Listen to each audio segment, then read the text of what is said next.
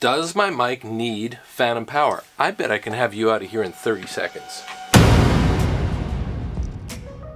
Excuse the mess, I've been doing maintenance, actual manual labor. Soldering, that's not really manual labor, is it? So, how do you tell? A condenser microphone usually needs phantom power, a dynamic doesn't. If you still don't know, here's how you tell. Plug in your microphone, turn up the signal. Is it registering? We can see it registering right here. You don't need phantom power. Here's a condenser mic. Hello, hello. Does it register? No, it doesn't. Phantom power on. Give it a second to power up. Hello, hello. It registers. That's all there is to it. What would happen if you put phantom power on a dynamic? Not much, but it's best practices. Use it when you need it, and don't use it when you don't need it. If that explanation was clear to you, leave a comment for me.